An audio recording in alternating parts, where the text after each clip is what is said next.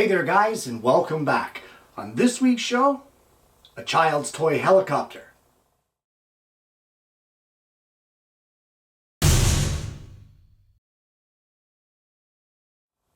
No, you are not losing your mind. No, I am not losing mine. Yes, you have heard this on the show fairly recently. A little while ago, I did a program where it was Kids Day on the show, and we brought them in to make a simple, small toy helicopter, and I offered you that plan.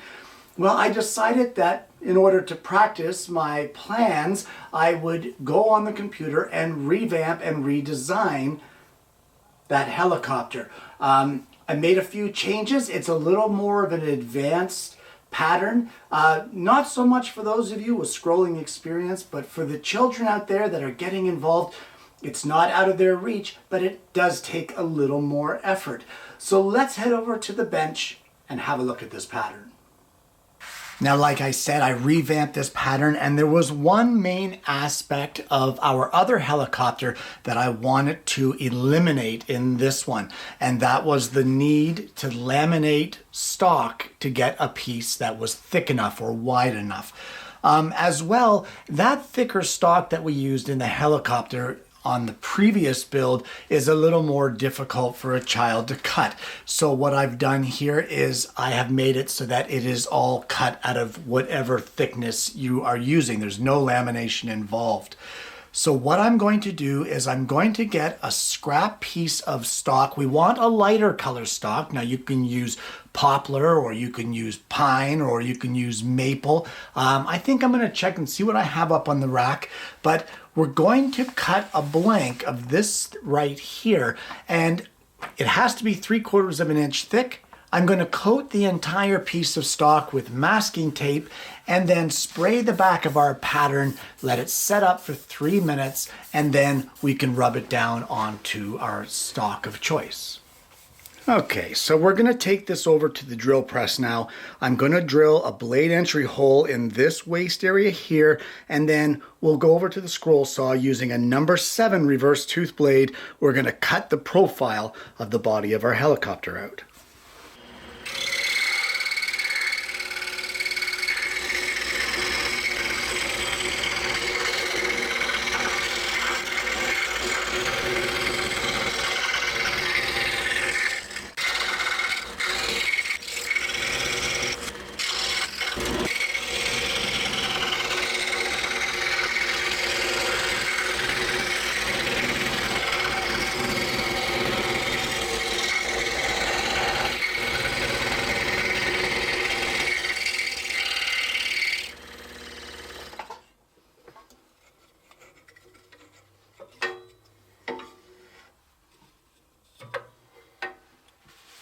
And at this point, you can peel off the pattern and just give it a light sanding. You don't want to go too crazy on it, but you can give it a light sanding and clean it up. For the record, I chose poplar for the core of the helicopter. So the next pieces you want to work on are these ones, and these are the side panels of the helicopter, or the windows. We're going to use a contrasting wood for this.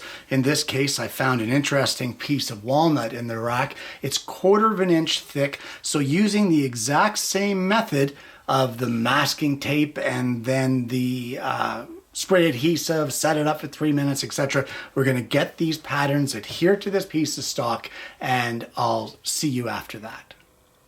Now, when I first put this pattern together on the computer, it was intended fully as a scroll saw project. So these circles, which represent cutouts, they aren't really any particular size, because with the scroll saw, who cares? So looking at this though, I think I'd like to use a Forstner bit to cut all 3 of these holes, just to give it a little cleaner look. So all I'm going to do, I'm going to take this over to the drill press. I'm going to pick out whatever size is closest to what I have drawn out here, and I'm going to drill a through hole.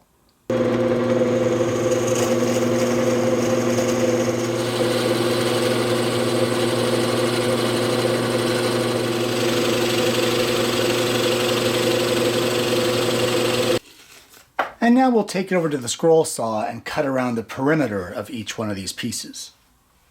So for these 1/4 inch thick pieces, I've dropped it down to a number 3 reverse tooth blade.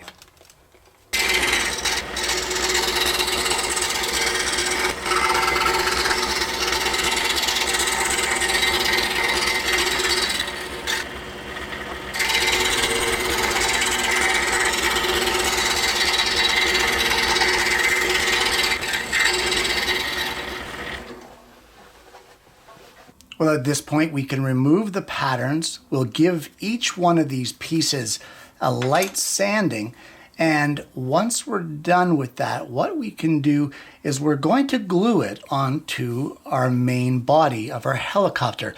And they will be a little template sort of thing that goes right over top of our other hole, just like that. So glue both of these on, clean up your squeeze out, and then let them set up. And we can move on to make some other parts while we're waiting for this to dry. All right, so here we go again with more scraps of stock. And our rotors, both top and our rear rotors, are going to get cut out of a dark species of wood, in this case walnut, and it's going to be a 1/4 inch thick. Our landing gear brackets will be cut from a lighter species of stock, in this case a scrap piece of maple that I had in the rack, and that also is a 1/4 inch thick. The landing gear now is again a darker species. In this case it's walnut again, and what I'm going to do, it's 1/2 inch thick. And just like all the other ones, I'm going to adhere all of these patterns to their respective pieces. Again, with the masking tape and then spray adhesive, let it set for 3 minutes and rub it down onto your stock. From there, I'll see you over at the scroll saw. Well, before we head over to the scroll saw, I just want to take these rotors over to the drill press. And roughly in the center of each one of these hubs of the rotors, we're going to drill a 9/64 inch diameter hole.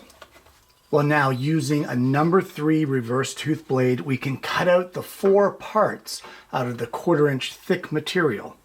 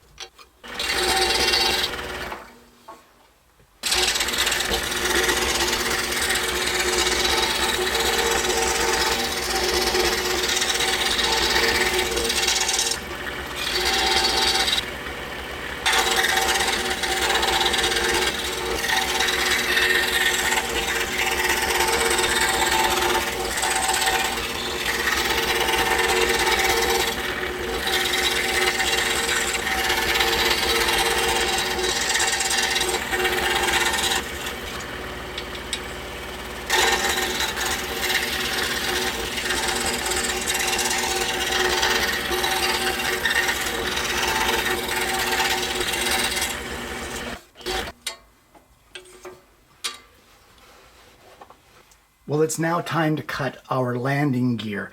And you can see here that we have a couple of dados to cut. We're going to cut those with the scroll saw. And all I've done is I've removed the pattern from our landing gear brackets, because that's where those pieces are going to go, right in those dados. So the first thing that we're going to do is cut out the perimeter here, not worrying about the dados just yet. We'll cut those in just a minute.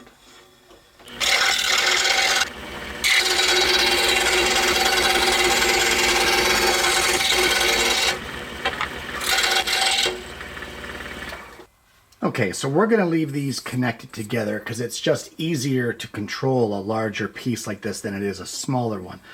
So what we're going to do is we're going to cut in on the edge of our line here until we reach the bottom on both segments.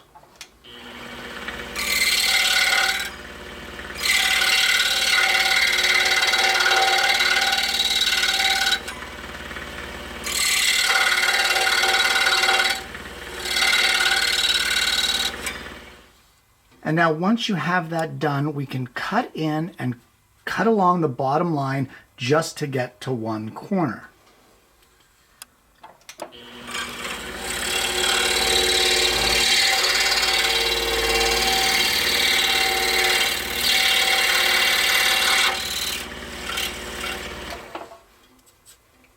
and then we can spin it around and cut out that last little tiny corner right there.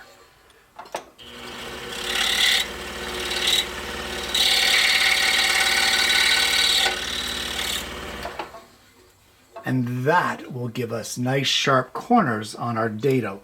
So at this point, we just want to test it against our landing gear brackets. This one's a little loose, but you know what? It's still acceptable. I'm happy with that. It doesn't have to be tight for this one. It's a toy. So I'm going to carry on. I'm going to cut the other 3 dados and then separate our pieces. And when we get that done, I'll see you over at the bench. Well, at this point now, we can give all of our pieces a good sanding. The goal here is to take off all of these sharp corners and sharp edges. Once we get the sanding done, we're happy with it, that there's no real sharp edges on it, we can start the assembly of the landing gear. Okay, so to assemble the landing gear, it couldn't be simpler. We're just going to put a bit of glue in each one of these dados, and our maple pieces will get glued in place just like this. There'll be a little tiny bit of an overhang on either side. How much overhang? That's up to you. And then clamp it together like that and let it dry. I've now taken 2 sections of 3/8 diameter dowel at they're 3/8 of an inch long, and I've drilled a hole part way through, about 2/3 of the way through, 1/8 of an inch in diameter.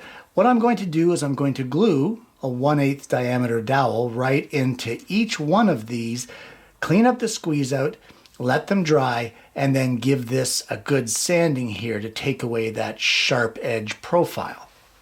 While we're waiting for the landing gear and those 1/8 dowels to dry up, we're going to give the body now a good sanding, paying attention around the edges here to take that sharp edge off on both sides, and then in the window openings here, we'll give this a sanding on the inside of each one of those as well. Well, it's now time to mount our rear rotor. So all I'm going to do is I'm going to hold this rotor in place so that it's centered on the end of our tail. We're going to place a mark with an awl or a center punch. And then we're going to drill a 1/8 diameter hole about 1/2 inch deep into this tail.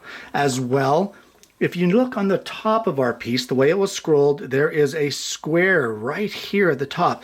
This is where our top rotor gets mounted. So same thing, we will mark corner to corner to get the center, and we will drill a 1/8 diameter hole, I don't know, about, let's say, 1/2 inch deep. Well, with those 2 holes drilled, and by the way, 1/2 inch deep here goes right through into the cab, so that's all right. It's covered by the windows, you'll never see it. What I've done is I've taken one of our 1/8 dowels with our 3/8 dowel glued to it, and I've cut it off so that the dowel is 3/4 of an inch long. All I'm going to do, we're going to put some glue in the hole. We'll use a pin or a nail. Do not put it on the dowel because it'll possibly ooze out and get your rotor to stick. But we're going to glue this in place. Don't make it tight because you want the rotor to be able to spin. And then once we get that done, we're going to do the exact same process with our top one. The only difference here is I would like to put a number 8 flat washer between the flat of our helicopter body and our upper rotor.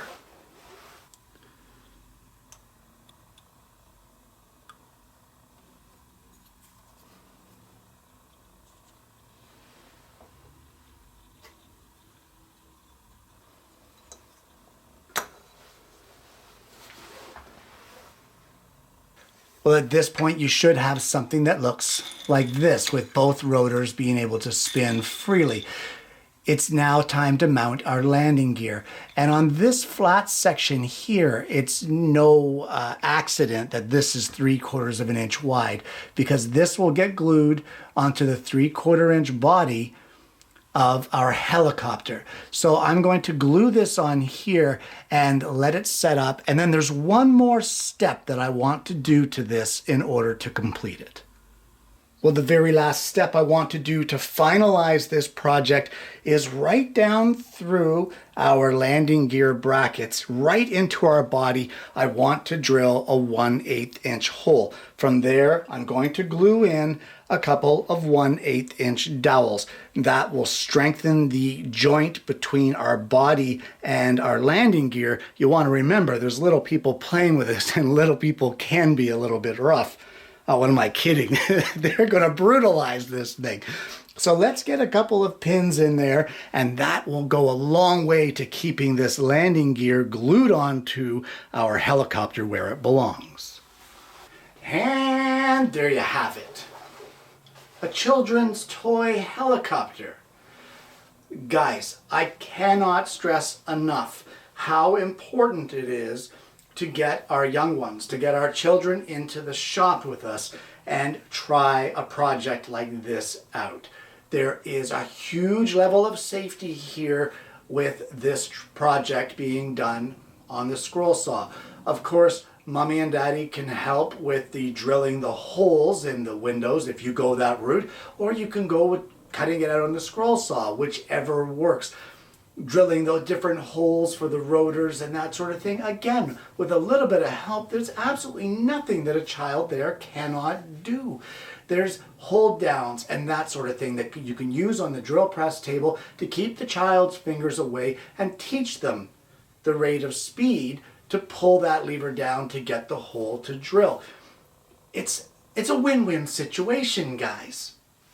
Now, much like our other helicopter build, this pattern was never built before today. This is the first time it's ever seen wood, as I only did it in a one-dimension drawing on the computer and tried to think of all different angles to make it work. Tried to think of the proportions that I wanted, and I did it all in my head. And honestly, I love the way that this turned out. As much as I loved our other one and how charming that was, I really love this one. This one is really awesome. And just like I suggested with the other one, guys, let me put this out there. Let's just say that the child might be, in your opinion, a little young, or you're not comfortable yet with introducing them to a shop atmosphere to work with tools. So here's the thing. Instead of cutting the parts out of the original stock, like the walnut and the maple or the poplar or whatever, cut templates. Cut the templates. Draw these things out and make several of them. Cut all the pieces, drill all the holes, etc., etc., etc. Do all of the work first, but have the entire model disassembled. Put it in a Ziploc bag with some instructions, and sit down with the child for an afternoon at the bench, no tools involved, and have it as a helicopter kit. They can glue it together. You can help them glue it together. It's just a win-win. Guys, for the amount of scrap wood that I put into this little helicopter, I mean, the memories, if I were to build this with a little one, the memories are priceless. The memories will outlast the time that this helicopter is in existence. So guys, honestly, you need to get the kids in the shop to preserve our hobby and make one of these helicopters, man. Honestly, they are just spectacular. I mean, look at how adorable this thing is. Really? You're gonna deny me? Come back here. Thank you. Guys, I honestly can't say how much fun this was. There is something satisfying, as a lot of you know, when you make your own tool in the shop and get to use it. And can you imagine if you feel that sense of pride and you feel happy about making that tool? Can you imagine how a child would feel making this toy for themselves? It's that emotion of making the tool times 1,000. I know how much I enjoyed making this one, guys, and seeing it go from paper to actual wood was really fantastic. I enjoyed the whole process. Guys, as before, if you want this pattern, I'm more than happy to share it with you. You can drop me a line at acutabove_woodworking@hotmail.com. You can go to the channel's Facebook page and send me a message. You can comment down below, but you'll have to give your email address there or something, and let's not make that public. So an email to me at acutabove_woodworking.com or over at the channel's Facebook page in a private message would be the best way. And I'd love to send this PDF to you to get you and your child in the shop working on this, or just get you in the shop making all kinds of helicopter kits to put in children's stockings for Christmas morning. Guys, I want to thank you so much for tuning in this week. It's been a load of fun for me. I just love these little projects. They're just so much fun. Until you try it, you just don't understand what I'm talking about. So you gotta try it. If you haven't already, guys, please don't forget to like and subscribe. Click that bell, that way you don't miss notifications of future episodes of the show. I hope you've enjoyed today's content, guys. I hope you're gonna try this for yourself, but more importantly, I hope you're gonna join me again next week when I bring you yet another woodworking video.